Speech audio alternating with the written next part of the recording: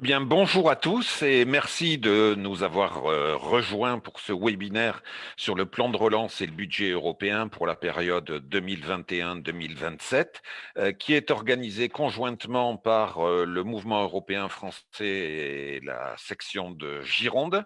La Europe Direct Bordeaux et le Centre régional d'information jeunesse de Nouvelle-Aquitaine.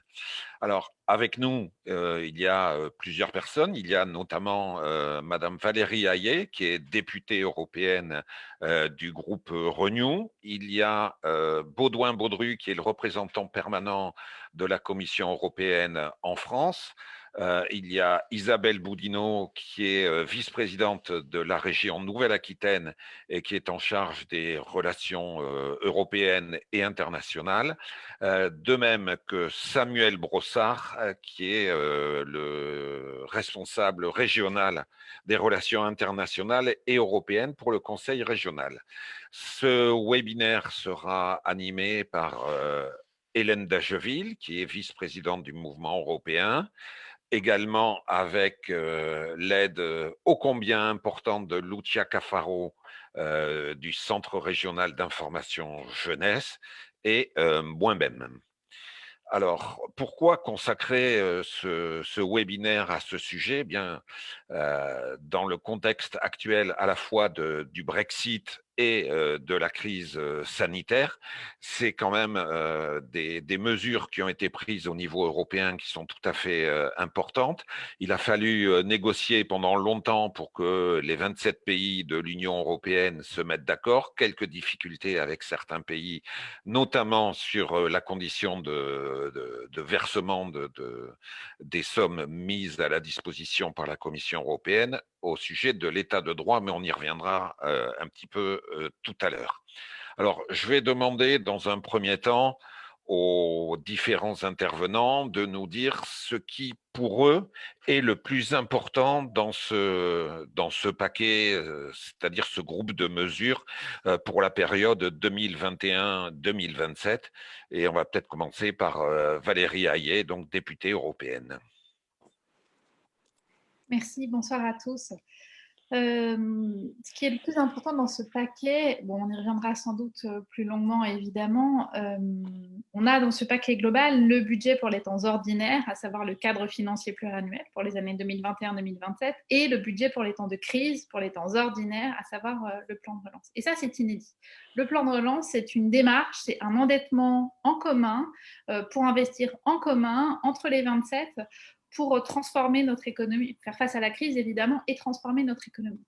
Et ça, c'est une étape, je crois, historique, autant dans le principe que dans le montant, et qui sera, à mon sens, décisive dans la construction européenne, de la même manière que l'engagement qui est parallèle au plan de relance, l'engagement dans les nouvelles ressources propres pour rembourser ce plan de relance. Et ces deux éléments structurants, j'ajoute un troisième élément structurant que vous avez déjà évoqué, à savoir la conditionnalité état de droit, sur laquelle on reviendra tout à l'heure, mais qui fait partie des éléments absolument structurants pour l'avenir de l'Europe en termes d'identité de ce que doit être le projet européen. Merci, Madame Hayet. Monsieur Baudru, pour vous, qu'est-ce qui est le plus important dans ce paquet et dans ces décisions qui ont été prises au niveau européen? Pour faire court, je dirais, et bonsoir Madame Hayet, bonsoir tout le monde. Pour faire court, je dirais c'est la révolution qui s'est produite outre-Rhin. Le fait que nos amis allemands aient accepté le principe de mutualiser la dette, donc de s'endetter collectivement et ensuite de rembourser, ou en tout cas, on verra, on en parlera plus tard, d'essayer de trouver effectivement de nouvelles ressources propres pour rembourser ces 750 milliards qui vont être empruntés par la Commission sur les marchés financiers. C'est une révolution parce que nous connaissions l'Allemagne comme étant un des pays, si pas le pays le plus orthodoxe en matière d'équilibre budgétaire. Et sans la crise sanitaire qui malheureusement continue de sévir, sans peut-être aussi quelques autres événements qui se sont produits en parallèle, on n'aurait pas eu ce saut comment vais-je dire, d'ambition européenne qui a mis en arrière-plan ce réflexe allemand de dire il faut toujours que les budgets soient en équilibre et donc on va serrer la vis le plus possible. Là, on a fait vraiment sauter tous les bouchons, ça c'est assez extraordinaire. D'accord, eh bien, je vous remercie. J'en profite pour dire que dans quelques semaines, nous aurons un webinaire également sur la question de la dette, qu'elle soit européenne et qu'elle soit française aussi, avec des économistes, parce que c'est un sujet important. On va pas l'aborder totalement dans le détail aujourd'hui, mais ce sera l'occasion de faire un webinaire sur le sujet. Madame Bodino, pour vous, qu'est-ce qui est le plus important dans ce paquet? Je partage complètement le point de vue des deux interlocuteurs précédents, hein. Je pense que Valérie Ayé a parlé d'étape historique. C'est clairement le cas. Cet emprunt en commun, c'est vraiment quelque chose qui aurait été inenvisageable avant cette crise. Et ça, d'ailleurs, on dit souvent que l'Europe n'avance que dans les crises. C'est un exemple supplémentaire, puisqu'effectivement, on est sorti de cette orthodoxie budgétaire allemande et c'était vraiment inattendu. Et c'est malheureusement par cette crise Covid que on en est arrivé là. Et il faut bien mesurer à quel point c'est une solidarité qui se crée entre pays qui sont les plus développés et ceux qui ont connu les plus grandes crises, et notamment au début du Covid, l'Italie, l'Espagne. Enfin, derrière, c'est vraiment l'image de l'Europe aux côtés de tous qui était en jeu. Et je crois que c'est ce qu'a bien compris l'Allemagne et Mme Merkel. On peut l'en remercier. Elle a bien compris que s'ils ne franchissaient pas ce pas-là, l'Europe commençait à se détricoter parce qu'on voyait bien qu'elle n'était pas présente à nos côtés quand il y avait des grandes crises. D'accord. Eh bien, je vous remercie. Monsieur Brossard, pour vous, quels sont les éléments les plus importants des décisions qui ont été prises là? Bien, moi, bien sûr, je partage ce qui a été dit par les trois précédents intervenants, mais je parlerai plutôt de méthode. C'est-à-dire qu'on a vu qu'en quelques mois, la méthode communautaire, et puis même la méthode intergouvernementale, a fonctionné. Les trois institutions de l'Union européenne, la Commission, le Conseil, le Parlement, ont réussi finalement entre mars et la fin de cette année. Alors, il y a eu beaucoup d'échanges, on a vu qu'il y a eu beaucoup d'actualités, mais on a réussi finalement à l'échelle de l'Europe, dans un temps restreint, à trois institutions, à 27 États membres, à trouver un accord historique. Et finalement, on entend toujours des critiques sur l'Union européenne, ça ne fonctionne pas, c'est lent, etc.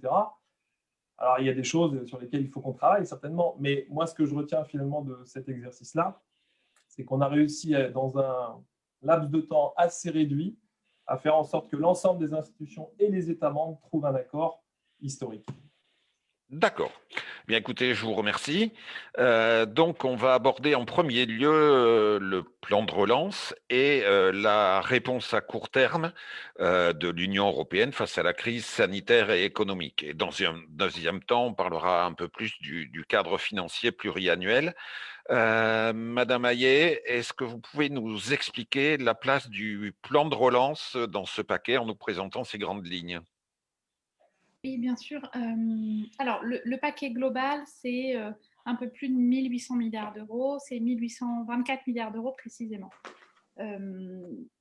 Avec le budget ordinaire pour les 7 prochaines années, 2021-2027, qu'on appelle le cadre financier pluriannuel, qui s'élève à 1074 milliards d'euros, et le plan de relance pour 3 ans, c'est-à-dire un coup de fouet pour l'économie pour 3 ans, avec 750 milliards d'euros, dont 380 milliards de subventions.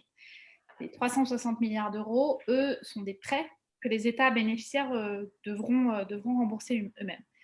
Sur le plan de relance, donc spécifiquement, c'est un instrument essentiellement dédié aux États.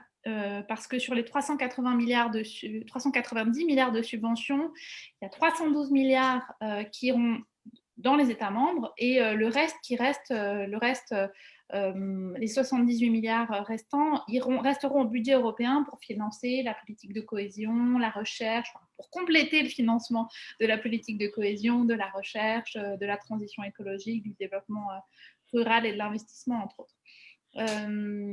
Ces 312 milliards seront répartis entre 2021 et 2022 puis 2023 sur la base d'une clé de répartition assise sur la population, le nombre d'habitants, le PIB par habitant et la moyenne du taux de chômage sur les 5 dernières années.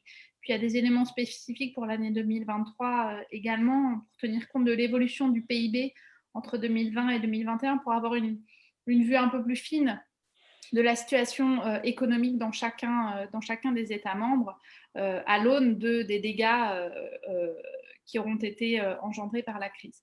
Sur peut-être un point sur le plan de relance européen et l'articulation avec les plans nationaux, parce qu'il peut y avoir des différences d'approche entre États. En France, par exemple, le gouvernement a fait le choix d'avoir un plan de relance national en complément de l'aide européenne. Donc, le plan de relance français, c'est 100 milliards d'euros, dont 40 milliards d'aide européenne.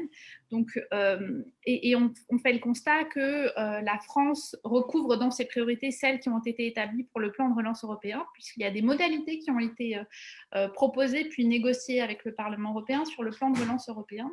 Aujourd'hui, à l'issue des négociations, il y a 6 piliers pour le plan de relance européen.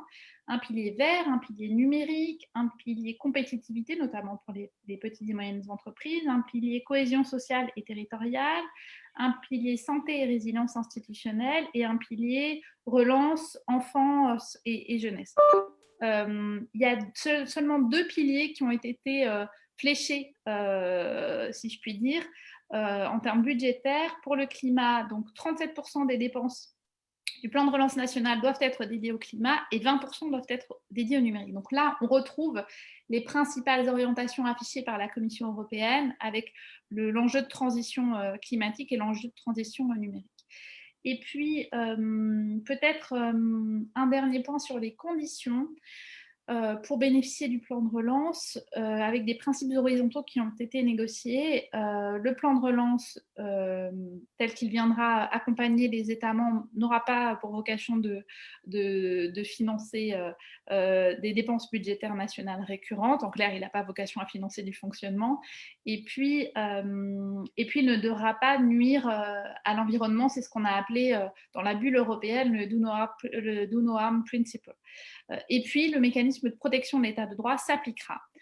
Dit autrement, pour bénéficier de l'argent du plan de relance, comme pour bénéficier de l'argent issu du budget européen, il faut respecter les valeurs de l'Union européenne. Il ne faut pas mettre en place des zones anti-LGBTI comme on le voit en Pologne. Il ne faut pas détourner de l'argent européen, etc., etc. Ça fait l'objet de discussions très vives et d'oppositions farouches de la part de la Hongrie et de la Pologne qui ont réussi à être levées.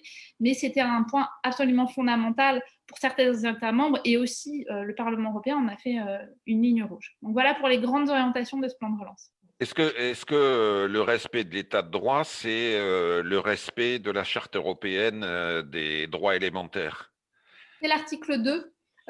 Donc oui, c'est le principe de la liberté démocratique, de l'indépendance de la presse, des libertés humaines, des libertés fondamentales. C'est au socle. Enfin, c'est le socle du projet européen. C'est inadmissible, inenvisageable qu'on ait des États membres qui bafouent ces principes élémentaires qui sont à la base de la construction européenne et qui font l'identité de nos démocraties. Donc on a un enjeu, et c'était très important. Je pense que l'Union a tardé à agir. Et c'est la raison pour laquelle on a eu tellement de tensions cette année, en tout cas en 2020, sur ces négociations-là. On a tardé à agir, on s'est retrouvé un peu au pied du mur et il a fallu utiliser la méthode forte, entre guillemets. Mais le positionnement du Parlement européen a été très dur. Sans avancer sur le mécanisme état de droit, le Parlement européen a annoncé la couleur. Si pas d'avancée sur le mécanisme état de droit et si pas d'avancée sur les ressources propres, on ne vote pas le budget. Donc, les États membres ont eu cette idée-là très tôt. Sur les ressources propres, c'était une position du Parlement européen de longue date. Sur le mécanisme état de droit, au fur et à mesure que l'année 2020 s'est avancée, avec l'interdiction du droit à l'avortement de facto en Pologne, avec les zones anti-LGBTI en Pologne, avec les atteintes à la liberté de la presse, à l'indépendance de la justice en Hongrie, tout ça a fait que le Parlement européen, au fur et à mesure que les semaines ont avancé au cours de l'année 2020, les provocations d'Orban aussi, le Parlement européen a dit ça suffit, ça n'est plus possible et il faut qu'on soit efficace. Je pense que l'Allemagne, qui avait assuré la présidence tournante de l'Union, on a fait un point d'honneur. Il y a eu des avancées, quelques petits reculs, et puis au final, on a un texte qui est solide, qui est efficace, opérationnel. Et le Parlement européen sera très vigilant pour s'assurer sur le fait qu'il sera mis en œuvre dès le début de cette année. Je vous remercie. Monsieur Baudru, est-ce que au niveau de la commission, vous voulez rajouter quelques éléments ou est-ce que vous avez des choses pour compléter ce que vient de dire Madame Hayet?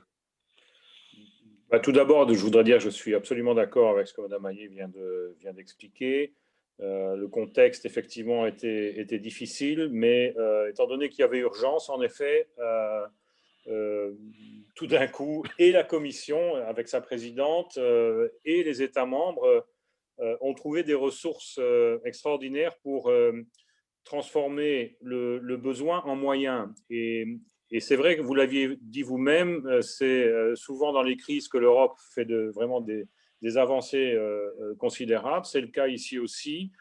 Je pense qu'il faut souligner pour celles et ceux qui nous suivent que le rôle du Parlement européen a été essentiel dans ces négociations parce qu'on s'est beaucoup concentré sur le sommet du mois de juillet. Effectivement, il était essentiel parce qu'il fallait avoir l'accord des 27 et sans ça, il ne se passait rien.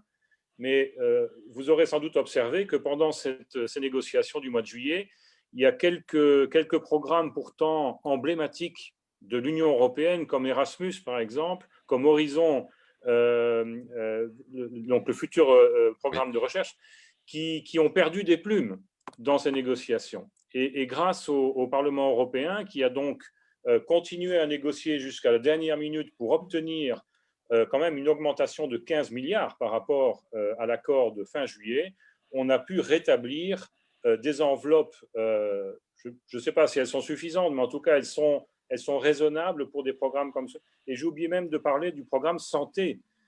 Personne n'a compris qu'au mois de juillet, à la fin juillet, le résultat du Conseil européen était de réduire à peau de chagrin le financement du programme santé alors que nous sommes en pleine pandémie de la Covid. Et Dieu merci, le Parlement européen a utilisé tous ses pouvoirs pour rétablir un équilibre qui était absolument indispensable. Donc, je dis ça parce que les citoyens oublient souvent qu'ils sont aussi des électeurs. Ils ont été aux urnes en 2019 pour élire le Parlement européen. Bien, voilà un bel exemple d'un vote utile puisque les parlementaires européens ont permis de retrouver un équilibre dans le budget européen alors que ce n'était pas gagné du tout d'avance. On se souvient que 4 États membres en particulier étaient très, très, très réticents à revoir la copie du Conseil européen de juillet. Donc voilà, je voulais souligner ça. Je représente la Commission, mais la Commission et le Parlement, dans les questions budgétaires, sont presque toujours des alliés. D'accord, merci. Au niveau d'Erasmus, hein, puisque vous l'avez évoqué, vous avez parlé d'une baisse de budget. C'est une baisse de budget par rapport aux prévisions. C'est quand même une hausse très importante par rapport au précédent plan de 6 ans. Je sais, j'ai plus le chiffre en tête, mais c'est… On passe de 14 à 23, enfin, ou 23. Voilà, c'est 50% d'augmentation. Milliards, oui. Oui. 50% d'augmentation du budget d'Erasmus, qui ne concerne pas que les étudiants, mais qui concerne… c'est tout au long de la vie qu'Erasmus est appliqué et tout le monde peut en bénéficier au travers d'organisations diverses, mais les entreprises, les associations et autres. Les apprentis, oui, mais les associations aussi coopèrent et ça, c'est très important de rappeler aux gens que Erasmus, ce n'est pas que les étudiants ou que les apprentis, même si c'est aussi très important. Je profite pour vous poser une question par rapport à ce sujet qui a été soulevé parce qu'un de nos auditeurs nous dit qu'est-ce que le plan de relance va porter aux jeunes et à la mobilité des jeunes en Europe. Donc, on aura des éléments qui seront liés directement au plan de relance. Oui. Et peut-être Madame Boudinot, parce que je crois que c'est un des points essentiels de l'action du Conseil régional. Peut-être vous pouvez en dire 2 mots là-dessus. Sur le plan de relance, alors on rentre dans une question où peut-être il y aurait un débat entre nous, puisque Madame Hayet l'a clairement dit, elle dit que ce plan de relance est dédié aux États essentiellement.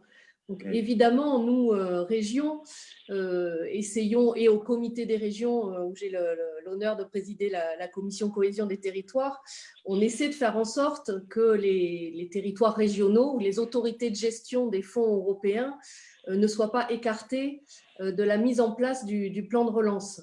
On a bien dit qu'en France, sur les 100 milliards de plan de relance, 40 milliards étaient des crédits européens. Nous, les régions, on va avoir une toute petite partie de la relance qui s'appelle REACT-EU, qui est de 4,7 milliards en gros pour l'ensemble des régions françaises, à comparer aux 40 milliards. Cependant, cette répartition de ces deux enveloppes va nécessiter une coordination extrêmement étroite entre le gouvernement et les régions. Je dois dire d'ailleurs que le Premier ministre et Jacqueline Gourault, la ministre de la Cohésion, et puis le secrétaire d'État aux questions européennes nous reçoivent assez régulièrement pour qu'on essaie d'avoir une bonne coordination. Mais pour l'instant, on est quand même assez inquiet parce que les mesures que vont lancer l'État en s'appuyant sur des préfets peuvent parfois être mal coordonnées avec ce que nous souhaitons faire sur le territoire. Sachant que les régions sont quand même le chef de file sur l'économie, on connaît parfaitement bien nos PME, on connaît parfaitement bien le tissu industriel, on sait exactement qui il faut aider en priorité. Si l'État, avec cette énorme enveloppe de 40 milliards, commence à soutenir des projets qu'on n'est pas au courant, on va être un petit peu la voiture balai. On va essayer de trouver les projets qui n'ont pas été aidés, puisque évidemment, on ne pourra pas cumuler l'aide européenne du plan de relance des 40 milliards et la petite enveloppe de 4,7 milliards de REACT-EU. C'est l'Europe, la Commission interdit que l'on ait deux sources de financement européennes sur un même projet. Donc, ça vous laisse imaginer le travail extrêmement étroit que nous allons devoir avoir avec les préfets de région en particulier, et essayer d'être complémentaires et non pas concurrents dans l'aide au projet. Tout ça sur une durée très courte. Le plan de relance, il faut vraiment que dans les 2 ans qui viennent, on sache précisément qu'est-ce qu'on doit aider. Donc, ça nécessitera une certaine massification. Et en même temps, si on arrose, entre guillemets, c'est un très vilain mot, mais si ces enveloppes ne sont dédiées qu'aux plus grands groupes, on aura complètement raté l'objectif de la relance. Donc, il faudra vraiment qu'on soit à la manœuvre. Et pour revenir à votre question initiale sur ce que le plan de relance peut apporter aux jeunes, nous, on est en train de travailler évidemment sur les questions de formation professionnelle, d'apprentissage, d'orientation. Les régions ont en charge les lycées professionnels, lycées généraux. Par ce prisme-là, on essaie de voir ce qui est utile pour eux dans le plan de relance. D'accord, merci. Monsieur Brossard, au niveau de la mise en œuvre de ces actions et peut-être aussi de la mobilité, ce serait peut-être intéressant d'en parler, de dire quelle est l'action de la région là-dessus. Oui, mais comme disait Isabelle, c'est vrai qu'on a des enveloppes, nous, en région, la concrétisation du plan de relance en région, pas en France, mais la France bénéficie bien sûr du gros volume de la facilité pour la reprise et la résilience, mais REACT-EU qui se concrétise en région, en Nouvelle-Aquitaine, à titre d'information, c'est plus de 210 millions d'euros sur 3 ans. Ces 210 millions d'euros, il va falloir ensuite, bien entendu, qu'on arrive à les flécher très rapidement, dès maintenant, 2021, 2022, 2023. Donc la Commission nous a demandé vraiment de resserrer la période d'exécution pour faire en sorte d'injecter rapidement de l'argent sur le territoire. Ces 210 millions d'euros sur les environ 4 milliards d'euros dont la France va bénéficier à titre de REACT, eh bien, on va les flécher de notre côté sur 3-4 grandes priorités. Enfin, en tout cas, c'est la négociation qui est à l'œuvre avec la Commission aujourd'hui, à la fois sur le soutien aux entreprises, parce qu'on voit bien que dans cette crise, il y a un fort besoin d'accompagnement des entreprises, des PME, bien entendu, soit sur des instruments financiers. On a beaucoup d'entreprises qu'on a pu aider dans cette crise qui ont des besoins en fonds propres notamment. On a vu ce besoin apparaître très nettement. De soutien à l'investissement productif. On avait des chiffres récemment en Nouvelle-Aquitaine qui montraient qu'on n'a jamais eu finalement autant de projets d'investissement que depuis cette crise. Même dans une période normale, on voit bien que ça ça permet, enfin, c'est une façon peut-être d'anticiper les crises à venir, d'investir, d'adapter ces entreprises aux nouveaux enjeux. Ça, c'est le premier bloc. La deuxième thématique, ce serait un peu la question de la transition énergétique et écologique, c'est-à-dire essayer là aussi de préparer l'avenir. Alors, ça passe par des investissements qui visent la mobilité douce, mobilité durable en milieu urbain, par exemple, bien entendu. Nous, on souhaite défendre le verdissement des transports en commun, faire en sorte qu'on ait des matériels roulants plus verts. Là, on est dans une discussion avec la Commission, puisque ce n'est pas forcément à ce stade encore partagé. Et puis, de façon très large, la rénovation énergétique des bâtiments, le développement des énergies renouvelables, tout ça, ce sont des choses assez connues, mais qui demandent à être massifiées. En tout cas, on souhaite utiliser ces crédits à cet effet-là. Et puis, deux dernières grandes priorités que sont la transition numérique. Là aussi, la crise a mis en lumière beaucoup de besoins, d'usages numériques nouveaux, enfin, en tout cas qui existaient, mais qui sont bien sûr décuplés avec cette crise. Donc, soit au niveau des PME, soit au niveau des services publics, faire en sorte que, par exemple, nos différents collèges, lycées, universités soient totalement numérisés pour qu'on ait des cours en ligne, pour qu'on ait encore plus de possibilités de ce point de vue-là. Et puis enfin, la question de la formation professionnelle, de l'apprentissage, de l'orientation, tout le bloc et le volet emploi. On souhaite bien entendu… Tout au long de la vie. Pardon ? Tout au long de la vie. Tout au long de la vie, bien sûr. Là en fait, l'objectif, c'est aussi de former peut-être des personnes, des salariés qui sont en train de devenir chômeurs et qui vont peut-être devenir chômeurs, plutôt que de les mettre au chômage, c'est de les former pendant ce temps-là de crise pour ensuite pouvoir réinjecter cette matière, cette ressource humaine sur les entreprises, dans les administrations, sur les entreprises du territoire, avec des besoins identifiés et des nouveaux besoins. Donc, voilà un peu les grandes priorités qu'on souhaite mettre en avant en Nouvelle-Aquitaine avec ces 210 millions d'euros. Merci, Monsieur Brossard. Madame Hayet, il y a beaucoup de gens qui s'interrogent sur les modalités de financement et notamment de remboursement des emprunts effectués. Est-ce que vous pouvez nous en expliquer un petit peu les modalités en quelques très courts? Bien sûr. Pardonnez-moi, par contre, je me permets une remarque. Madame Boudinot, c'est l'une des spécificités du plan de relance. C'est cumulable avec React-EU. Alors après, il faut fonctionner par tranche, effectivement. Mais dans le texte plan de relance, il est précisé que les projets peuvent bénéficier, je pourrais vous l'envoyer si vous voulez, d'autres instruments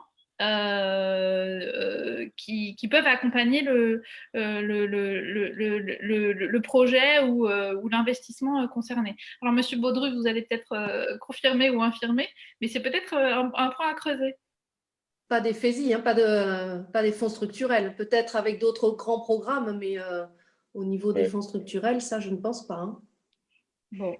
Il est vrai qu'il y a encore du travail à faire en France pour assurer une complémentarité entre les sources de financement de France Relance avec ces sources de financement qui viennent des fonds structurels et pour lesquels les régions sont autorités de gestion. Parce qu'il y a effectivement déjà, je pense, au niveau d'un certain nombre de régions, cet exercice de fléchage qui a déjà été réalisé.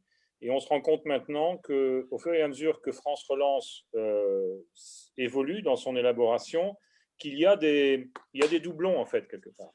Et donc, ce serait évidemment très dommage de financer deux fois. D'ailleurs, ce serait interdit sur base des règles financières européennes. Mais on risque de prendre un peu de retard si on n'a pas anticipé ces questions-là. Donc, il faut vraiment mettre la vitesse supérieure pour que, justement, ce dialogue entre l'État et les régions en particulier se concrétise par des choix d'action et de financement européen. D'accord. Peut-être, Madame Boudinot, vous pouvez nous parler du comité des régions et de la relation que vous avez avec la Commission là-dessus? Bah, écoutez, la question que j'ai évoquée justement sur la régionalisation des fonds structurels est typiquement le genre de question dont on se saisit au comité des régions, puisqu'on est des représentants de l'ensemble des collectivités territoriales, locales, des 27 pays de l'Union européenne.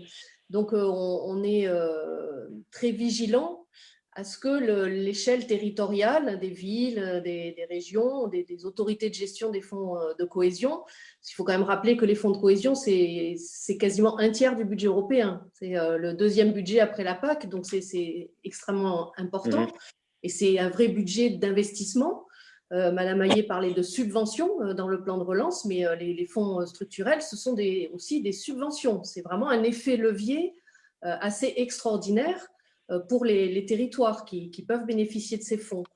Donc, on est, nous, au Comité des régions, qui a été créé d'ailleurs par Jacques Delors, pour rapprocher l'Europe des citoyens. On est ce médiateur entre les porteurs de projets qui bénéficient des fonds structurels et les législateurs. Et donc, on fait très souvent un travail en commun avec les parlementaires européens. Moi, je sais qu'en tant que présidente de la COTER, Commission Cohésion des Territoires, je vois très souvent Younous Omarjee, qui est le président de la Commission Régie, Karima Delli, la présidente de la Commission Transport. On parle beaucoup budget, je n'avais pas eu l'occasion de voir Valérie Hayé, mais je sais qu'on en a... Nos collègues avaient parlé qu'on essaie de faire en sorte de se rencontrer, donc merci pour cette occasion, puisque la COTER s'occupe aussi du budget. Et l'idée, c'est au maximum de faire un front commun entre le Parlement européen et le Comité des régions, justement pour défendre la valeur ajoutée de cette politique de cohésion. On est tout à fait en phase là-dessus, sur l'utilité, la nécessité absolue de maintenir le volume financier de cette politique de cohésion qui a été remise en cause. En fait, à chaque négociation budgétaire, cette politique de cohésion, elle est un peu remise en cause par certains pays. Les pays du nord de l'Europe, la Grande-Bretagne en faisait partie aussi. Bon, ça, c'est réglé. Ouais, c'est réglé. De ce point de vue-là, d'ailleurs, je pense beaucoup d'experts disent qu'on ne serait pas arrivé à ce paquet commun si la Grande-Bretagne avait été là, parce qu'il y avait l'orthodoxie financière allemande, mais le libéralisme de la Grande-Bretagne était aussi un obstacle à cet endettement commun. Donc voilà, l'idée, c'est vraiment d'alimenter aussi le Parlement européen, puisque nous, on est en tant que partenaire des porteurs de projets, très au courant de ce que les projets de loi donnent comme effet concret sur le territoire. Donc, on essaie d'alerter quand on pense que là, c'est peut-être une belle idée théorique, mais que concrètement, l'application va poser des problèmes, où on essaie de soutenir certaines politiques qui nous tiennent à cœur. Je sais qu'on a réussi à faire passer le message maintenant sur, par exemple, le transfrontalier. C'est vraiment pour nous quelque chose d'extrêmement valorisant de montrer à quel point des coopérations entre régions de pays différents qui sont souvent des marges pour un État-nation, c'est les franges, les marges loin de la capitale nationale. Et on voit bien que de région à région, on arrive à faire des politiques qui sont une valeur ajoutée européenne qui est tout de suite une démonstration. On l'a fait en termes de santé. Enfin là, pour traverser la crise, clairement, on a bien vu des régions qui pouvaient arriver à transférer du matériel ou même des malades. Ça a été entre l'Italie, l'Allemagne, entre le nord de la France, Mulhouse et l'Allemagne. Enfin, voilà. Des fois, les régions sont en avance par rapport à leur État pour travailler en commun et montrer que l'Europe, ça a un sens et ça a des actions concrètes.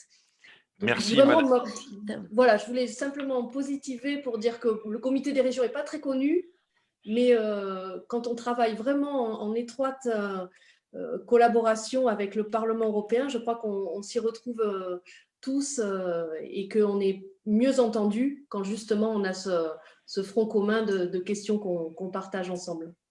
D'accord, Madame merci. Boudinot, j'en profite pour vous poser une question en direct parce qu'on a eu une remarque sur comment rendre visible en France la contribution européenne du plan de relance.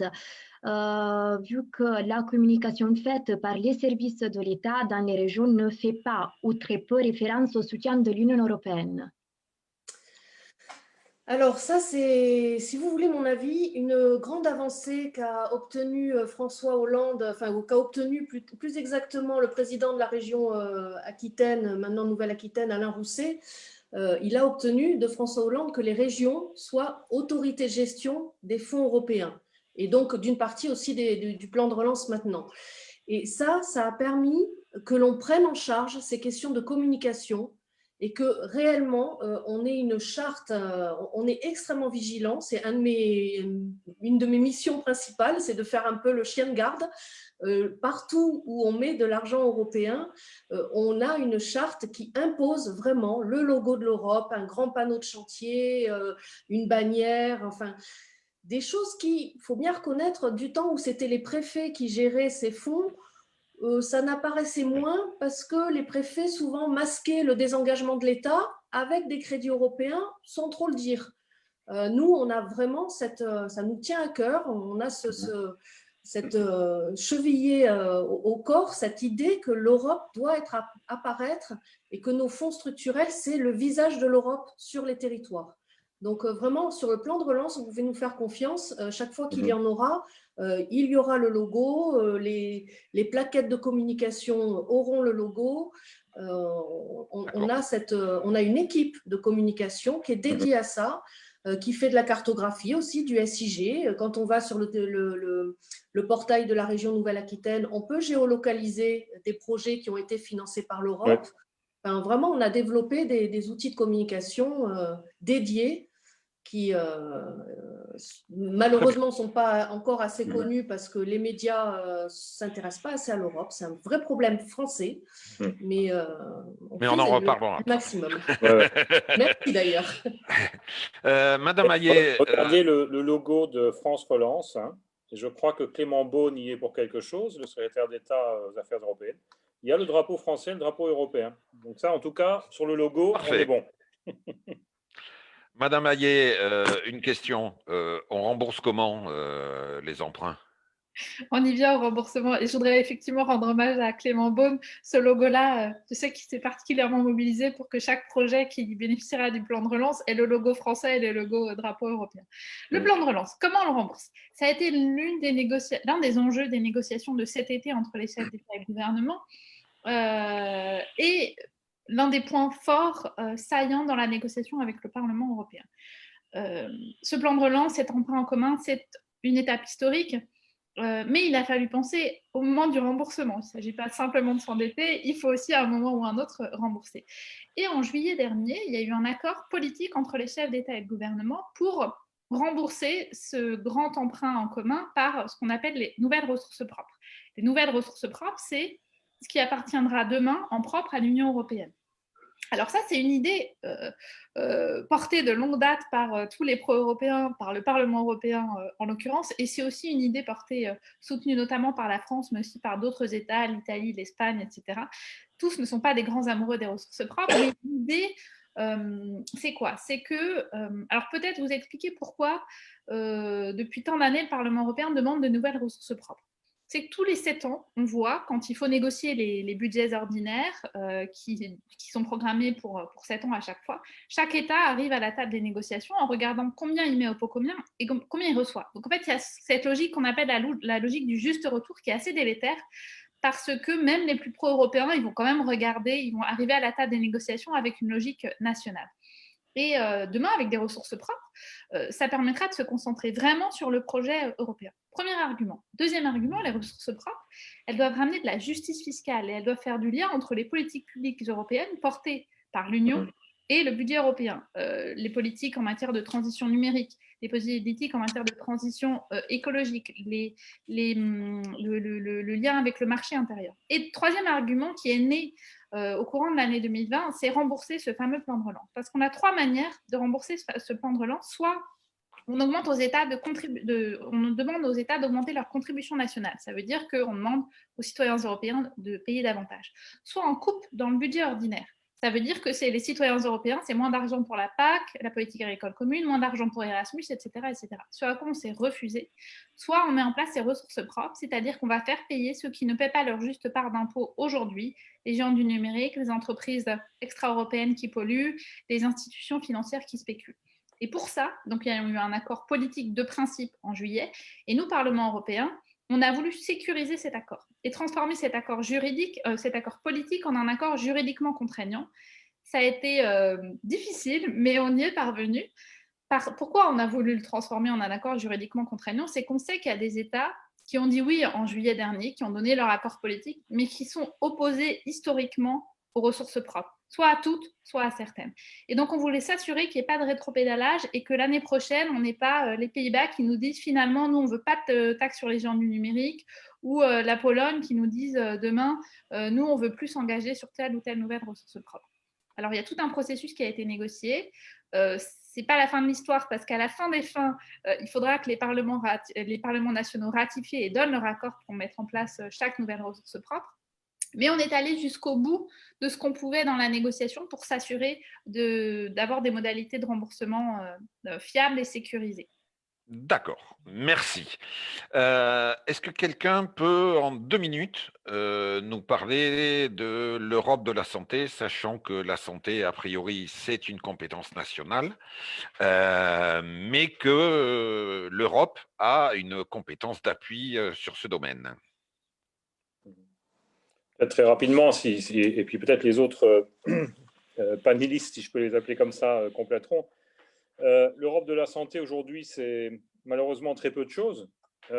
C'est une décision souveraine des États membres de dire on va mettre en commun un certain nombre de compétences et aussi des moyens pour toute une série de politiques. Mais là, sur la santé, manifestement, les États membres n'étaient pas trop chauds pour créer véritablement une santé publique européenne. Donc, on a un article 168 dans le traité sur le fonctionnement de l'Union européenne qui dit, comme vous l'avez résumé très bien, que l'Union européenne a une compétence d'appui qui facilite les échanges de bonnes pratiques, qui subventionne un peu les campagnes, par exemple, pour promouvoir les vaccinations. C'est quelque chose de très actuel. Mais quand on voit que sur la période précédente des 7 années 2014-2020, on avait un budget de 450 millions d'euros pour 28 États membres, c'est 12 centimes d'euros par Européen et par an. Donc c'était ça le budget européen pour la santé. Donc il ne faut pas rêver, on ne peut pas faire des miracles avec ça. C'est la raison pour laquelle la proposition finale, avec l'aide aussi du Parlement, d'avoir un budget pour l'Europe de la santé de plus de 5 milliards d'euros, c'est énorme par rapport à ce dont nous disposons aujourd'hui. Cependant, il faut quand même être clair, l'organisation des systèmes de santé, on n'a pas changé les traités. Donc l'organisation des systèmes de santé, les investissements que chaque État souhaite effectivement effectuer pour renforcer son système de santé, tout ça reste intégralement un terrain souverain des États membres et l'Union européenne n'intervient pas là-dedans. Simplement, ce que nous souhaitons, pour tirer le leçon de ce qui s'est passé l'année dernière, c'est de renforcer les moyens d'anticipation de développement des pandémies, de mettre en place effectivement des stocks de matériel médical, éventuellement de médicaments dès qu'on les a, etc., pour pouvoir assurer une distribution beaucoup plus efficace que ce que malheureusement on a dû observer au printemps de l'année dernière, où finalement chacun gardait ses matériels, etc. Au bout d'un moment, la solidarité a refait surface, mais au début, c'était quand même un petit peu chaotique. Donc, on va essayer avec ce nouveau budget de mettre en place quelque chose qui puisse permettre à l'Europe, de manière très solidaire et efficace, de répondre directement à une pandémie qui viendra se déclarer pour essayer justement d'éviter qu'elle se répande partout. Merci. Hélène? Merci, mais merci à tous les intervenants d'avoir vraiment clarifié pour nous ce qu'est ce plan de relance qui, comme l'avait dit Madame Hayé en début, est un plan tout à fait inédit, mais comme son nom l'indique, est aussi un instrument conjoncturel fait pour répondre à la crise que nous traversons. À côté de ce plan de relance et en même temps a été décidé le cadre financier pluriannuel qui va fixer les limites du budget européen pour les 7 années à venir. Le plan de relance couvre 3 ans, a priori. Ici, nous parlons d'un plan de 7 ans et c'est la manière dont le budget européen est organisé. Il est voté annuellement, mais il est encadré par ce cadre financier pluriannuel. Et on peut imaginer qu'un tel cadre financier, c'est une décision très difficile à accoucher au niveau européen, qui en réalité prend plusieurs années. Et on parle ici, en réalité, de plus d'1 trilliard d'euros pour les 7 années à venir. D'où l'importance de comprendre qu'est-ce qui est vraiment derrière cette décision, qu'est-ce qui est vraiment derrière ce trilliard d'euros. Et je me tournerai vers Baudouin-Baudru pour commencer, en vous demandant si vous pouvez nous expliquer quelle est l'importance d'un tel cadre pour le fonctionnement de l'Union européenne et qu'est-ce que ce cadre-ci, en quoi est-il différent des cadres précédents, à la fois en volume mais aussi en contenu?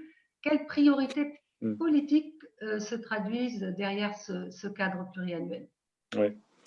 Merci beaucoup, Hélène. Oui, c'est vrai que c'est un sujet qui est un peu ésotérique. Bon, tout ce qui est financier paraît aussi d'ailleurs assez technique. En réalité, c'est une décision très politique. Parce que le budget, que ce soit au niveau européen, au niveau national, au niveau régional, c'est là où on fait les choix de ce qu'on fait ou de ce qu'on ne fait pas, et de l'importance relative qu'on donne à telle politique par rapport à d'autres. Et donc, ce cadre financier, comme son nom l'indique, est une boîte, si vous voulez. Ça veut dire qu'il y a des limites aux moyens financiers de l'Union européenne, limites qui sont définies par les États membres, hein, puisque les États membres, finalement, sont ceux qui contribuent à ce fameux budget européen, principalement. Madame Hayé a évoqué effectivement l'importance des ressources propres, qui sont des ressources qui appartiennent à l'Union européenne. Aujourd'hui, les ressources propres, c'est quand même un pourcentage relativement faible de l'ensemble du budget européen.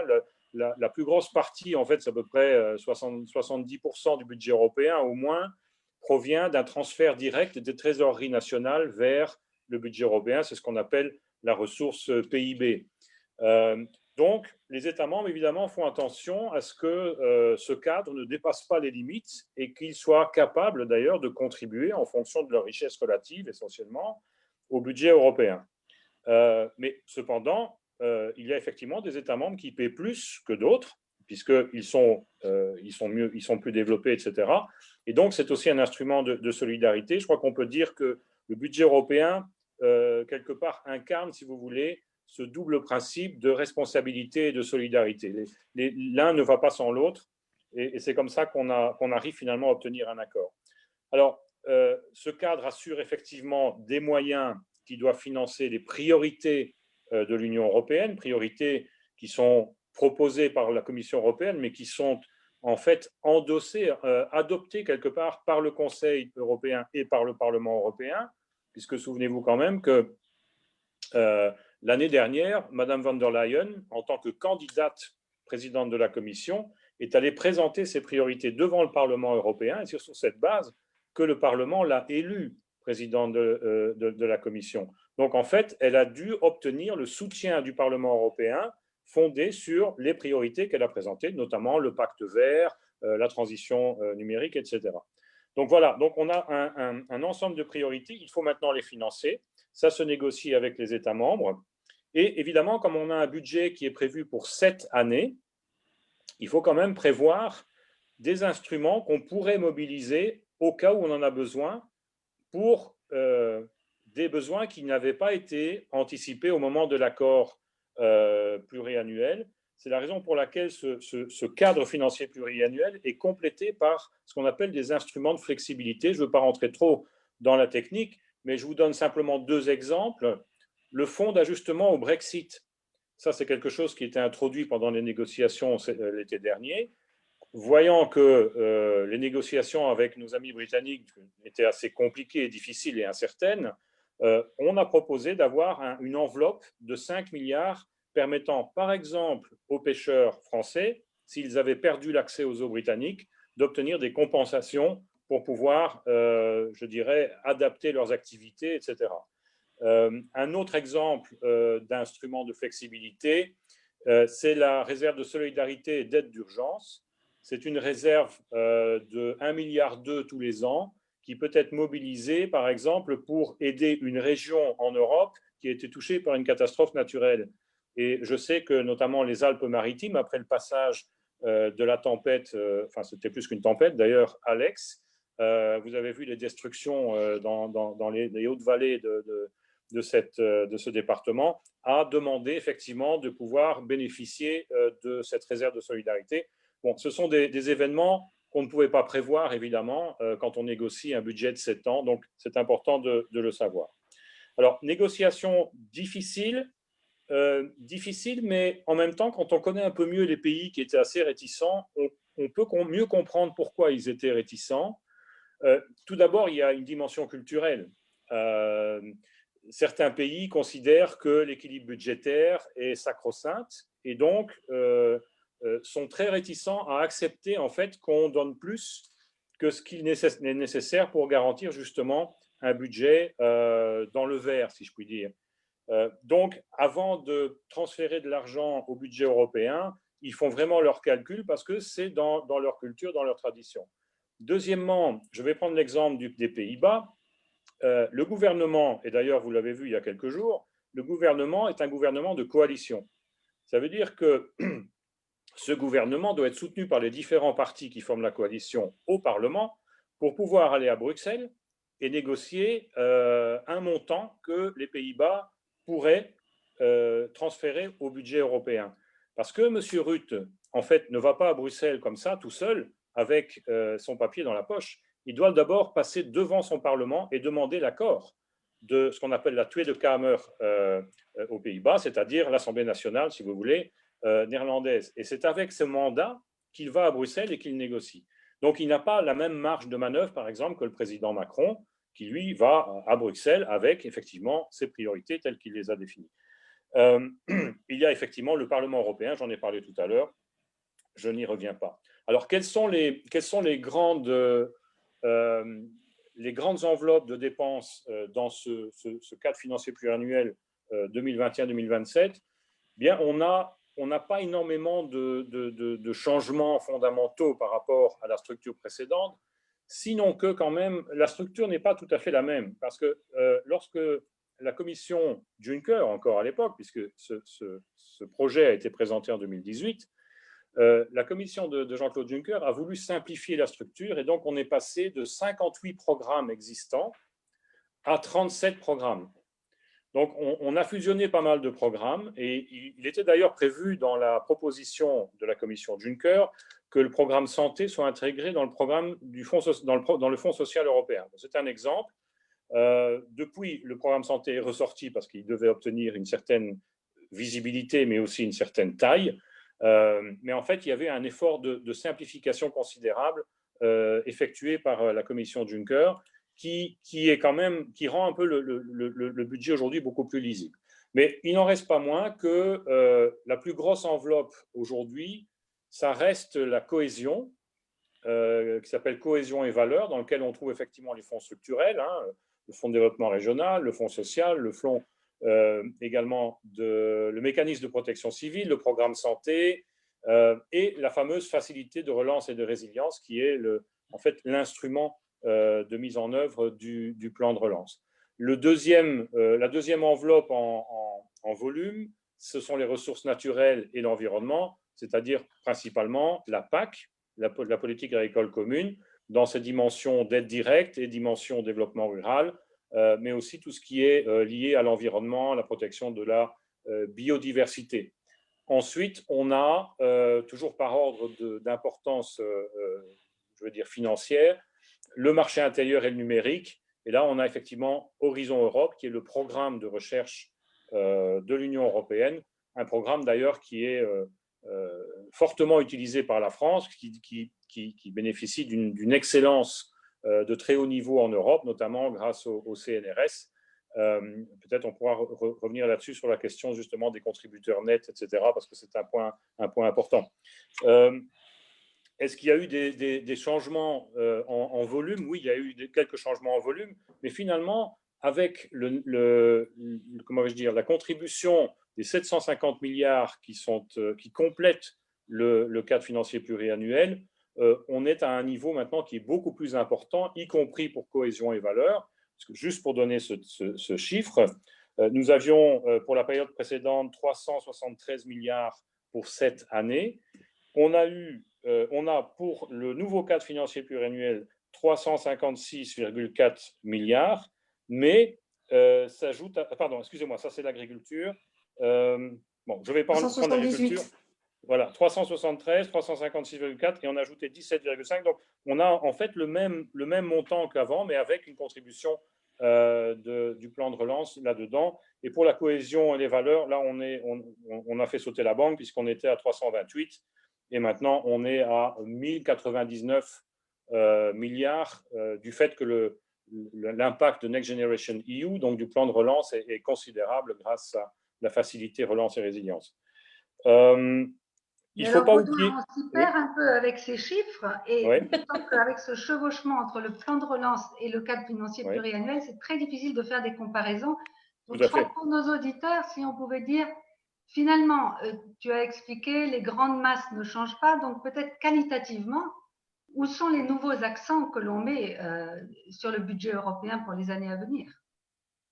Alors, qualitativement, effectivement, on peut considérer qu'il y a 50% du budget qui est dédié aux politiques d'avenir, c'est-à-dire à la recherche, au numérique, mais aussi à la formation professionnelle, à tout ce qui va permettre à l'Union européenne, à l'ensemble de ses États membres, d'être en mesure de faire face à une compétition globale qui est importante dans les domaines les plus sensibles, qui sont effectivement le numérique, la connaissance, le développement de l'intelligence artificielle et bien sûr, l'éléphant dans le magasin de porcelaine, c'est l'environnement, le climat et la biodiversité. Où là, manifestement, l'Europe a voulu se doter, et Mme Hayet l'a dit tout à l'heure, d'un budget qui soit considérable pour faire vraiment un pas décisif dans ce plan de relance et dans ce budget vis-à-vis de la neutralité climatique en 2050, puisque 30% de l'ensemble du budget cadre financier plus plan de relance doivent être consacrés à cet objectif climatique de 2050. Merci Baudouin. Et je sais que c'est très difficile de résumer un plan aussi complexe en quelques mots, mais j'aimerais savoir du côté de Madame Hayet, en tant que membre de la Commission des budgets du Parlement européen, donc vous avez suivi de près toutes les négociations, puisque les élections ont eu lieu en juillet 2019, et donc vous êtes arrivé au moment où la négociation entrait dans sa phase la plus intense. Que pouvez-vous nous dire de cette expérience aussi en tant que nouvelle membre du Parlement européen et sur le rôle que le Parlement a joué dans l'accord sur le cadre financier pluriannuel? Alors d'abord, un point sur les chiffres. C'est des chiffres qui sont énormes, évidemment. Mais, et moi-même, j'ai participé aux négociations et je mesure aussi, j'en parlerai tout à l'heure, les avancées obtenues par le Parlement européen et évidemment le contexte global avec ce plan global de plus de 1800 milliards d'euros. Mais à la fin, ça n'est que, entre guillemets, 1% du PIB. Là où, quand on regarde outre-Atlantique, on est à le budget fédéral américain, c'est 20%. Ce que je veux dire par là, c'est qu'à la fois, c'est beaucoup. Et si on veut vraiment relever les défis du XXIe siècle, je pense fondamentalement qu'il faudra, à moyen terme, qu'on dépasse ce plafond de 1% pour avoir un budget qui soit véritablement ou encore plus ambitieux. Néanmoins, en ayant dit ça, je pense que ces négociations, elles ont été historiques. J'ai eu la chance d'être dans le cœur des négociations puisque dans les négociations sur le cadre financier pluriannuel, le Parlement européen était représenté par une équipe de 6 députés, membres de la commission des budgets, dont j'ai eu la chance d'être. Parce que je représentais mon groupe politique et parce que je suis co-rapporteur sur les ressources propres. Et alors, moi, je me souviens, donc, la proposition qui était sur la table avant avant qu'on arrive à cette crise, c'était, comme l'a dit M. Baudru, une proposition qui datait de 2018, présentée sous l'ère Juncker. Entre-temps a eu lieu l'élection du Parlement européen. Entre-temps a eu lieu l'installation de la nouvelle commission avec de grandes priorités. Au passage, moi, je fais partie de ceux qui ont regretté que la présidente élue ne fasse pas une nouvelle proposition de budget pour la mettre en cohérence avec ces grandes ambitions que nous avons soutenues sur le climat, sur la numérisation, etc. Bon, le plan de relance a permis d'y répondre au moins en partie. Et quand on est arrivé en 2019 dans ce Parlement nouvellement reconfiguré, les négociations se sont ouvertes lentement. Parce qu'en fait, le Parlement européen avait pris sa position et il demandait 1 300 milliards d'euros, là où la Commission proposait 1 100 milliards d'euros. Il y a eu un premier sommet au début de l'année 2020 entre les chefs d'État et de gouvernement pour arrêter leur position sur le budget, le cadre financier pluriannuel, qui n'a pas été conclusif. Et ensuite, on est arrivé dans la crise. Il y a eu ce plan de relance et en juillet, les négociations sur le plan de relance et le cadre financier pluriannuel sont intervenues. C'est le 21 juillet. 3 jours plus tard, le Parlement européen prend une position, on adopte une résolution. J'ai participé à la négociation du budget, mais aussi de toutes les résolutions au sein du Parlement européen. Et dans cette résolution, on dit le plan de relance, c'est super, mais le cadre financier pluriannuel, on n'est pas content avec ça. Ça a beaucoup surpris. Ça a surpris les ambassadeurs qui nous ont dit « mais vous ne vous rendez pas compte, vous ne vous rendez pas compte de l'étape historique ». Nous, ce qu'on a répondu, c'est « mais bien sûr, c'est une étape historique, on la salue, mais on joue notre rôle de négociation sur le budget ordinaire. Et ça, ça n'est pas négociable, et il faut qu'on assume pleinement notre rôle pour envisager sereinement les 7 prochaines années ». Et les négociations ont commencé, elles ont été assez compliquées avec l'ambassadeur allemand qui représentait la présidence allemande et les 27 États membres. Lui nous assurait qu'il n'y avait aucune marge de manœuvre. Et finalement, on a pu conserver évidemment le 30% des dépenses du budget dédié au climat. Ça avait déjà été acté entre les chefs d'État et de gouvernement et ça, c'était vraiment une très bonne nouvelle. On a pu obtenir une cible dédié à la biodiversité. 10% du budget doit être dédié à la biodiversité. Ça, c'est absolument nouveau. On a pu obtenir des renforcements, les fameux 16 milliards qui ont été évoqués. Alors, vous me direz, et on nous a dit, vous demandiez 1 300 milliards d'euros, à la fin, vous avez 1074 milliards d'euros plus les 16 milliards. Vous n'avez obtenu que 16 milliards d'euros, vous vous êtes couché. Et moi, depuis que je suis arrivée au Parlement européen, j'avais des commentateurs qui me disaient « mais cette année encore, sur cette négociation encore, le Parlement européen va se coucher ». Et à la fin des négociations, quand on a eu 16 milliards, ces mêmes commentateurs m'ont dit « mais comment vous avez fait? C'est bluffant, on n'y croyait pas ». Pourquoi? Parce que je vais vous expliquer un peu, remettre dans le contexte. Sur les précédentes négociations, le Parlement européen avait obtenu en 2012 4 milliards d'euros d'argent frais. Et sur 2006, non, c'est l'inverse. En 2012, il avait obtenu 0 milliard d'euros d'argent frais, mais il avait obtenu d'autres éléments, mais pas en argent sonnant et trébuchant. Et en 2006, il avait obtenu 4 milliards d'euros. Et là, on a obtenu 16 milliards d'euros pour renforcer la santé, Erasmus, la recherche, l'investissement, etc., etc. Et ça, oui, c'est nouveau, ça a bluffé les commentateurs. Et je crois qu'on peut être assez fier de ce résultat. Et ce résultat, c'est le fruit de l'unité du Parlement européen. Ça a été notre force. De l'équipe de négociation, on a été 6 membres de groupes politiques différents, avec des allers-retours systématiques entre avec le président du Parlement européen et avec nos leaders de groupe. Et vraiment, l'unité du Parlement européen, à mon sens, a été décisive. Et ce Parlement européen, il s'affirme. À certains égards, il est éruptif. On l'a vu avec le vote sur les commissaires, par exemple, et le vote de le rejet de la candidate française. Mais je pense que fondamentalement, le rôle du Parlement européen, c'est de jouer les empêcheurs de tourner en rond du Conseil.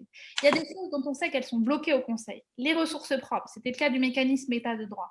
Et le Parlement européen, quand il met, et plus on avance dans le temps, plus on voit que le Parlement européen s'affirme, quand il a des lignes rouges, quand il les respecte, parce que parfois ça n'a pas toujours été le cas, on a du résultat. C'est le fruit, évidemment, de nos prédécesseurs qui avaient déjà cranté, si je peux me permettre l'expression. Et il faut qu'on en tire les expériences pour la suite. Et puis un mot personnel, j'ai eu la chance de participer à ces négociations. C'est mon premier mandat dans un Parlement totalement reconfiguré. J'ai participé à des négociations avec des collègues dont c'est le 3e mandat qui me disent « mais tu te rends compte, il y a des députés européens qui sont là depuis 15 ans et qui n'ont jamais participé à de telles négociations et c'est une vraie chance que tu as ». Et ça, je le mesure, ça a été beaucoup de travail. J'ai appris aussi, je n'avais jamais négocié, j'y ai pris plaisir. Mais voilà, tout ça, c'est le fruit de l'histoire, de l'engagement et du fait que le Parlement européen, au fur et à mesure des années, a pris du poids. C'est musclé, si je puis me permettre. Mais il reste beaucoup à faire et typiquement sur ce qu'on a négocié, le gros enjeu, c'est effectivement l'enjeu du respect de l'accord parce qu'on sait que certains pourront être tentés de retarder, de dévier.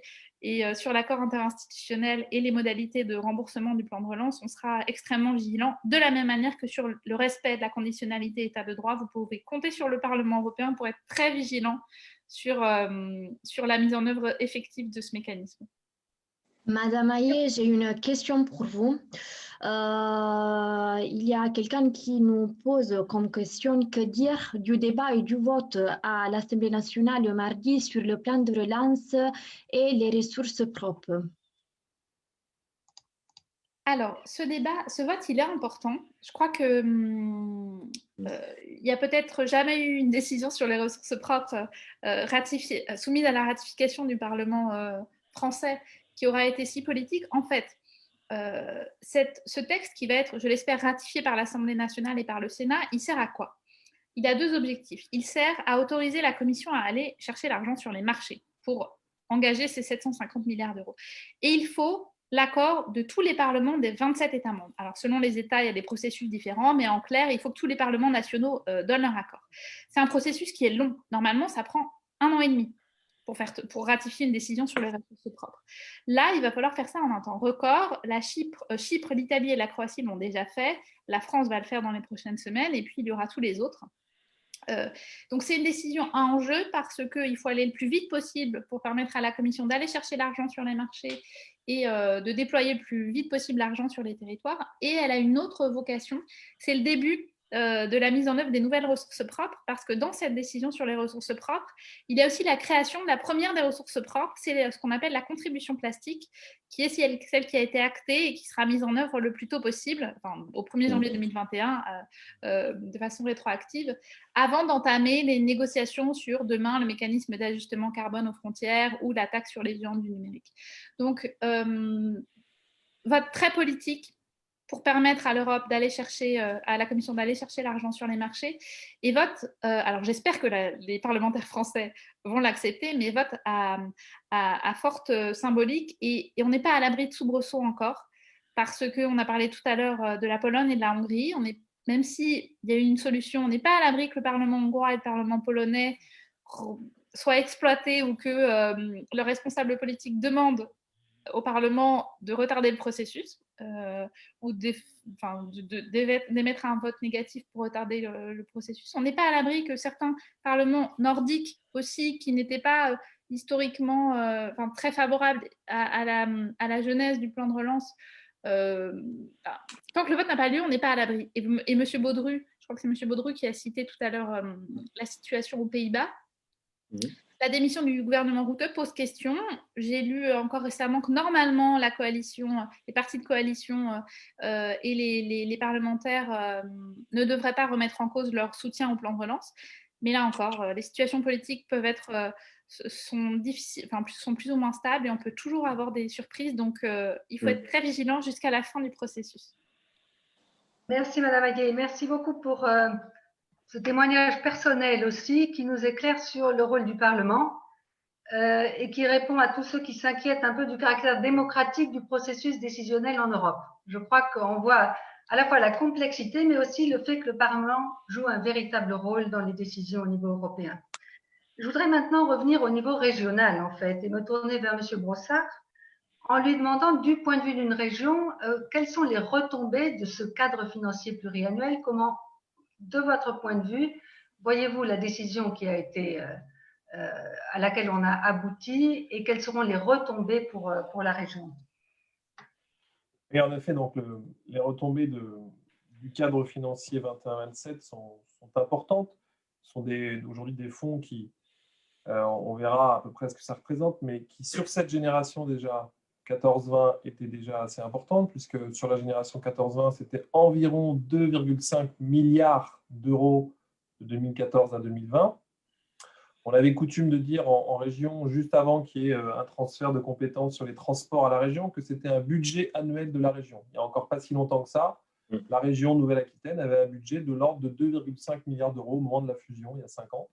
Et 2,5 milliards, c'est le montant qu'on avait de fonds européens régionalisés. Donc, c'est un montant vraiment considérable, hein, c'est 1/7 de notre budget. Sur la génération qui s'annonce, on va avoir finalement globalement un maintien des fonds européens de ce périmètre au niveau français, mais l'architecture française étant bouleversée par une décision du gouvernement de reprendre en partie des crédits FEADER qui vont revenir au niveau national et de ne laisser en région qu'une partie de ces crédits FEADER, ce montant va baisser. On n'a encore pas toutes les estimations financières concernant le FEDER et le FSE, donc la politique de cohésion. C'est un maintien à quasi euro près, 872 millions d'euros sur 7 ans. On avait ce même montant sur les 3 anciennes régions, donc la région Nouvelle-Aquitaine aujourd'hui avait 872 millions d'euros. Donc là, c'est plutôt une stabilité. Compte tenu de l'architecture globale, on est plutôt satisfait. Et à titre d'information, Nouvelle-Aquitaine, c'est la 2e enveloppe française de la politique de cohésion derrière Hauts-de-France, je crois. Je ne parle pas des DOM, je parle des régions métropolitaines. Les DOM ont des enveloppes bien plus considérables que nous.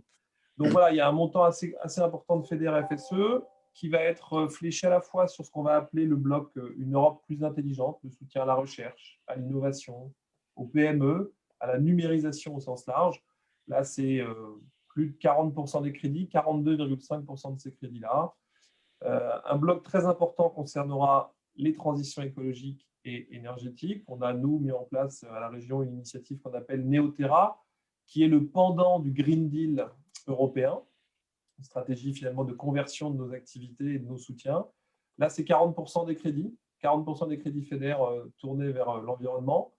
Et puis, la Commission a mis en place une initiative intéressante, a proposé la mise en place, qui a été bien sûr négociée très longuement avec le Parlement et le Conseil, ce qu'on appelle l'Europe plus proche des citoyens, un objectif un peu territorial pour revenir vers les territoires, on va dire ça comme ça. Et donc, la région propose, elle, de mobiliser un montant assez important de crédits européens sur cette question-là. C'est 17,5% des crédits.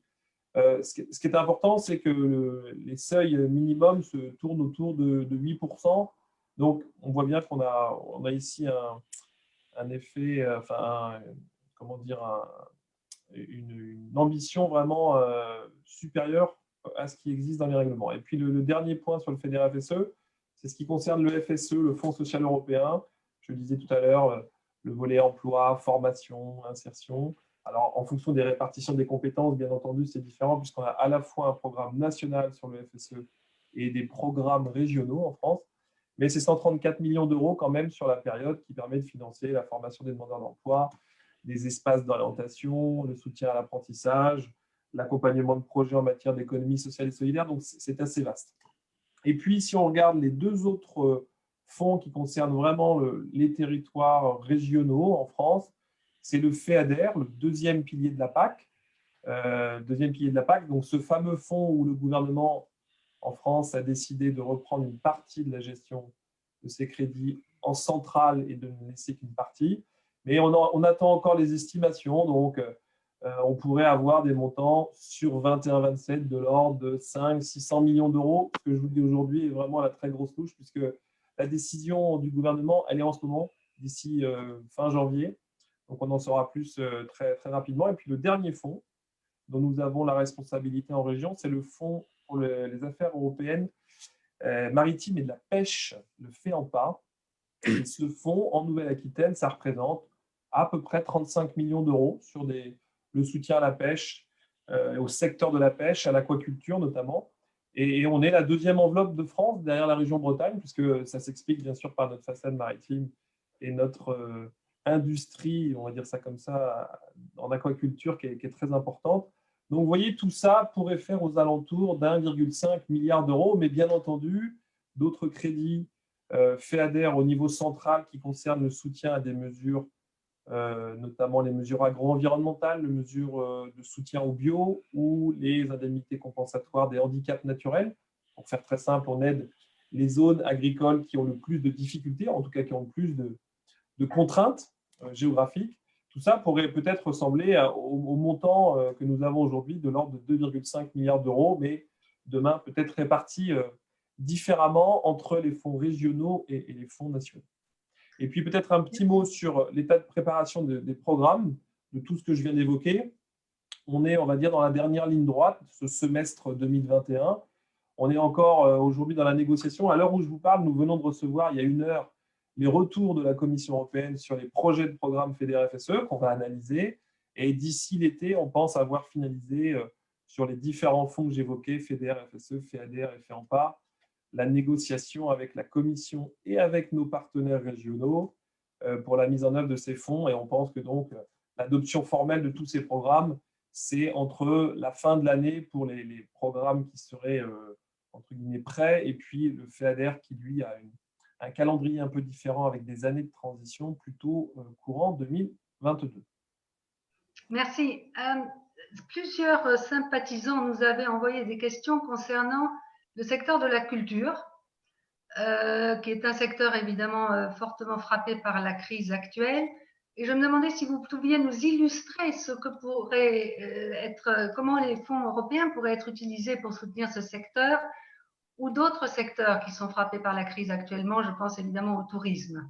Oui. Rapidement, juste pour donner une idée concrète de ce qui peut être fait avec les fonds européens. Tout à fait. Ce qu'on essaye de voir en ce moment, à la fois tant dans le plan de relance que dans les programmes européens qu'on négocie sur 21-27, c'est d'identifier des actions de tourisme ou culture. Ce ne sont pas des thématiques qui, en tant que telles, étaient identifiées à l'origine, même dans l'histoire de ces programmes européens. Et donc, on rentrait plutôt par une approche dérivée, c'est-à-dire on soutenait la culture soit par des approches numériques, notamment. On peut aujourd'hui soutenir le secteur touristique par des approches liées aux transitions énergétiques. Est-ce qu'on les aide? Est-ce qu'on aide des entreprises touristiques? En tout cas, c'est ce que nous préconise la Commission, à améliorer leur performance énergétique, les modes de production d'énergie, des choses comme ça. Donc, on n'a peut-être pas forcément une entrée tourisme et culture très, très forte, au sens où on négocie encore pour savoir si on pourrait soutenir des grands investissements ou des infrastructures en matière touristique, mais de façon dérivée, en touchant à l'innovation, en touchant au numérique, en touchant à l'emploi, à la formation.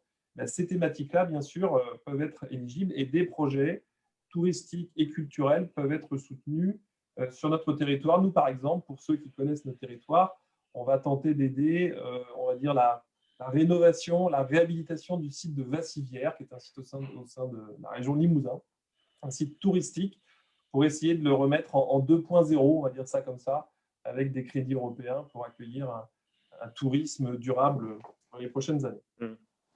Je crois d'ailleurs qu'au niveau du cadre financier pluriannuel, les programmes soutenant la culture ont été renforcés avec l'aide du Parlement européen. Ça fait partie des 16 milliards. Je ne sais pas si Baudouin-Baudru voudrait nous dire un mot sur les programmes européens en matière de culture, parce que je sais que ça intéresse plusieurs de nos auditeurs. Si je laisse de côté Erasmus, évidemment, qui en soi est un programme d'échange culturel finalement, il y a effectivement le programme Europe créative qui a été renforcé à l'issue des négociations avec le Parlement de 600 millions d'euros. Donc on est aujourd'hui à 2,2 milliards d'euros pour la prochaine période, alors qu'actuellement on est à 1,4 si je ne me trompe. Et c'est un programme qui est effectivement avec un budget relativement modeste, c'est vrai, mais qui porte en fait des projets qui sont très emblématiques. Il y a les fameuses capitales de la culture, par exemple. Il y a la promotion de la création artistique par le cofinancement de festivals, par exemple. Il y a quelque chose de tout simple qui sont les traductions des œuvres littéraires ou des films, donc les sous-titrages qui peuvent être donc financés par ce programme, de manière à ce un artiste qui crée une œuvre littéraire, par exemple, dans un pays comme la Lituanie, s'il n'y a pas de traduction, ben son public sera extrêmement restreint au niveau de l'Europe. Et donc, ce programme permet effectivement de déployer, en fait, sur l'ensemble du marché unique, et même au-delà, évidemment, le champ sur lequel les œuvres des artistes peuvent être lues, regardées, écoutées, etc. Regardez simplement la capitale de la culture en 2013 à Marseille. Cette ville a été métamorphosée. Et c'est en grande partie, je dirais, grâce à ce levier du programme Europe Créative de l'époque, que tout a basculé. Et je pense qu'effectivement, on doit continuer à faire ça. On devrait probablement pouvoir faire plus, mais en effet, 2,2 milliards, c'est mieux qu'avant, mais on devrait pouvoir faire un peu plus encore à l'avenir. Merci beaucoup. Je vais me tourner vers Madame Boudinot finalement pour avoir votre avis sur la vie des régions en général en tant que membre du comité des régions. comment les régions ont-elles reçu ce cadre financier pluriannuel? Est-ce un progrès de votre point de vue par rapport au cadre précédent? Disons que les dégâts ont été amortis et effectivement, je salue vraiment le rôle du Parlement européen qui a été, qui est réellement monté en puissance et qui a pris à bras-le-corps cette question de budget, qui a imposé en partie ses vues. Madame Hayé l'a dit, ça reste très modeste puisqu'on est à 1,07, je crois, % de l'ensemble de la richesse européenne. Donc, c'est un budget. On peut parler de 2000 milliards, ça paraît énorme, mais en même temps, c'est assez ridicule. Nos programmes de recherche financés par les fonds européens sont extrêmement modestes par rapport à ce que financent les États-Unis en termes de recherche. Donc, et ça, je crois qu'il faut insister sur, elle l'a dit, mais j'accentue si je peux son propos, cette question de ressources propres, c'est-à-dire que le budget européen ne soit pas totalement dépendant du chèque que fait chacun des États membres, est une question mais essentielle, vraiment dans le sens premier du terme, c'est le devenir de l'Union européenne qui se joue en ayant fait passer cette idée que les ressources propres devaient alimenter dorénavant ce budget. C'est l'avenir de l'Union qui vraiment était là en question. Et le Parlement européen n'a pas été pour rien dans le fait que cette question des ressources propres a été prise en compte. La crise du Covid aussi a joué, donc il y a eu une conjonction, faut le saluer. Grâce à ces ressources propres, on a sans doute sauvé à la fois, évidemment, le plan de relance qui en dépendait. On a sauvé aussi le Green Deal, parce que je pense que là, quand il y a eu la crise, la plupart des pays ont dit « Oh là là, il faut sauver notre industrie, il est essentiel de sauver nos PME », ce qui est vrai. Mais dans l'esprit de certains, c'était on reste avec le même petit budget et puis tant pis pour le Green Deal, ça on verra plus tard, c'est accessoire. Donc là, on a réussi, Madame von der Leyen avec ses commissaires Frans Timmermans et puis le Parlement européen, à sauver finalement l'ensemble des budgets qui sont essentiels pour préparer l'avenir de l'Union européenne. Et donc le comité des régions a été vraiment aux côtés du Parlement pour exiger évidemment plus d'ambition du budget et s'en satisfaire, même si évidemment ça n'est pas à la hauteur des ambitions. Comité des régions comme Parlement européen exigeait 1,33% du budget. Bon, et on est resté à 1,07. Ce sera pour la prochaine fois. Je me permets de rebondir sur ce que vous dites. On a une question qui a été posée par rapport à quel montant va être dédié aux ressources propres dans le budget européen. Je crois que c'est pour Madame Hayé. Très rapidement, s'il vous plaît, parce qu'on arrive à la fin de notre webinaire. Alors, tout est à construire, les modalités des futures ressources propres et donc les recettes qu'on en attend, mais on a un calendrier très précis. Ce qu'il faut savoir, c'est que sur le cadre financier, sur les années 2021-2027, il faudra rembourser 12,9 milliards d'euros d'intérêts. Donc, il faudra avoir suffisamment de ressources propres pour rembourser ces 12,9 milliards d'euros. Mais à partir de 2028, il faudra avoir suffisamment de ressources propres pour rembourser 15 à 25 milliards par an. Les 12,9 milliards dont je vous parlais, c'était sur les 7 ans. Mais à partir de 2028, on rembourse le capital et l'intérêt. Et les intérêts, ça veut dire que sur toutes les négociations qui vont s'ouvrir dans les prochaines semaines, dans les prochains mois, il faut qu'on ait des ressources propres en diversité et avec des recettes qui soient au minimum de 15 à 25 milliards d'euros chaque année. Donc, on a beaucoup à faire. Merci beaucoup. François, tu as disparu? François a disparu, donc je vais me charger de conclure ce webinaire. Et je voulais très rapidement refaire un petit tour de table en vous demandant à chacun si cet accord est à la hauteur des ambitions de l'Union européenne, de votre point de vue. Je vais commencer par Madame Boudinot, peut-être? J'ai en partie répondu. Bien sûr que non, ce n'est pas à la hauteur de nos ambitions. Il faudra aller plus vite, plus loin sur la transition climatique, la préservation de la biodiversité.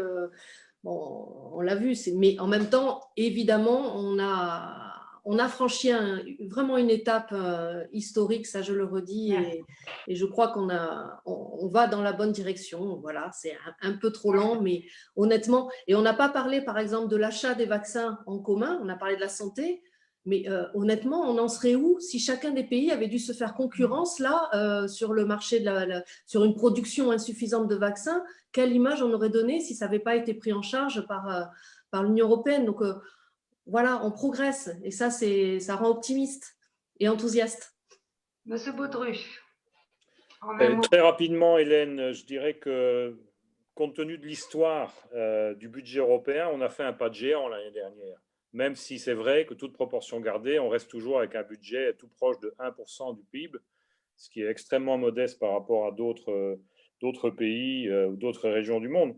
Mais je crois qu'en gros, on peut être satisfait de ce qu'on a atteint cette fois-ci. On n'est pas au bout. Je pense qu'il faudra continuer, en effet, à être plus ambitieux. Je pense par exemple à la défense ou au réseau européen pour l'énergie. Là, il n'y a pas encore beaucoup de budget. Il n'y en a pas assez, à mon avis. Mais enfin, on avance. Alors, il y a quand même un truc qu'il faut absolument souligner, c'est qu'il faut que les États membres et les régions, enfin, toutes celles et ceux qui vont utiliser ce budget, fassent en sorte qu'ils soient en capacité de l'absorber. Il y a une nécessité absolue d'avoir cette capacité, parce qu'on va avoir des milliards d'euros qui vont arriver maintenant. Il faut pouvoir les utiliser correctement, relativement vite, puisque le plan de relance, il est valable 3 ans, hein, ce n'est pas comme le cadre financier. Et pour ça, la Commission, par exemple, a fait une proposition de 80 simplifications pour les fonds structurels. Il faut maintenant que les États membres fassent la même chose, parce que la difficulté et les complexités sont aussi le fait des États membres. Il faut vraiment là avoir un changement culturel pour que les porteurs de projets ne passent pas leur temps à construire un dossier, mais au contraire qu'ils puissent déployer leur projet grâce au soutien financier européen. Merci.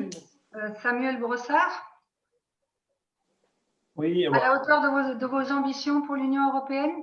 Oui, bon, je dirais j'ai la même position que les autres intervenants, c'est-à-dire que quand on voit d'où on part, et moi ça fait une petite vingtaine d'années que je suis sur le sujet, et où on est aujourd'hui, on mesure bien quand même l'effort considérable qui a été fait. L'étape d'après, c'est certainement les ressources propres, parce que le côté retour toujours sur la contribution est certainement un peu pénible. Je voulais juste rebondir sur ce que disait M. Baudru. Les simplifications, c'est certainement le point central de l'utilisation de ces fonds européens dans la prochaine génération.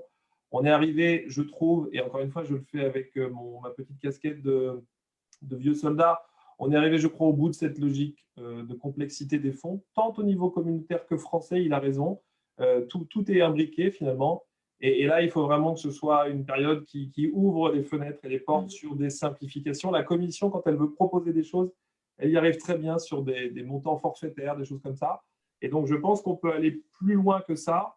Je ne vous cache pas qu'au quotidien, sur le terrain, ce n'est pas aussi simple que ce qu'on est en train de dire là. Et que n'importe quel bénéficiaire qui est en train de nous écouter doit se dire que nous sommes très loin de la réalité. Je minimise un peu les choses, mais en tout cas, on a un vrai travail à faire de ce point de vue-là pour absorber ces fonds sur les bons projets et pour les bons porteurs. Merci. Et finalement, Madame Hayet? Je vais être dans le même état d'esprit. On avance. On a avancé. Il y a tout un tas de tabous qui ont sauté l'année dernière grâce au Covid, parce qu'il faut bien lui trouver des éléments positifs à ce virus. Et moi, ce que je retiens, c'est que, bien au-delà du montant, on passe pour la première fois à un endettement commun. C'est historique dans la construction européenne. Dans les négociations, ce qu'on a réussi à obtenir Parlement européen, c'est l'inscription dans le droit de l'introduction de nouvelles ressources propres, c'est la mise en place d'un mécanisme de protection de l'état de droit qui soit efficace, suffisamment robuste. Et ces deux éléments-là, les ressources propres et la conditionnalité d'état de droit, c'est absolument structurant pour l'avenir de l'Europe. Et c'est aussi ça qui me rend confiante pour l'avenir, parce qu'il faut y aller pas à pas. Mais demain, pour avoir plus d'argent pour le budget européen, il faudra des ressources propres, on y est.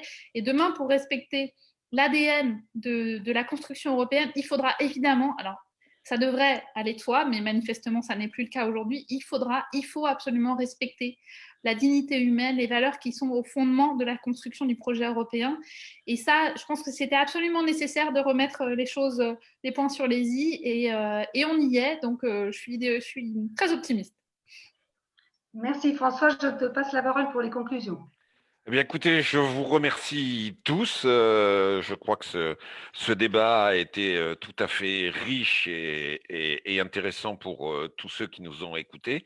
Je voulais remercier donc Valérie Hayet, députée européenne du groupe Renew, Baudouin Baudru, qui est le représentant de la Commission européenne en France, Isabelle Boudinot, qui est vice-présidente de la région Nouvelle-Aquitaine et responsable des relations internationales. Et de l'Europe. Et Samuel Brossard, qui est le DGA en charge de l'Europe et des relations internationales. Merci. Oui, je crois que le micro de François a été coupé. Oui. Alors, je me permettrai moi aussi de remercier beaucoup Lucia Cafaro, le Centre des jeunes de la jeunesse d'Aquitaine. Merci à vous, Hélène et François, pour avoir animé les échanges. Dommage que François ne soit pas là. Désolée, mais je vais devoir conclure ce webinaire et remercier encore une fois tous les intervenants pour les interventions d'une très grande qualité. Le webinaire a été enregistré. Nous vous communiquerons le lien de cet enregistrement sur le site du Mouvement européen France, Gironde, et France aussi d'ailleurs, et sur la page Facebook, Lucia, je crois. Tout à fait, oui. Et ça sera disponible même en replay sur les pages du Mouvement européen, du Centre d'information Europe Direct et sur la page des Europe Direct Nouvelle-Aquitaine. Merci à tous. À tous. Et au revoir. À vous et bonne soirée. Merci, au revoir.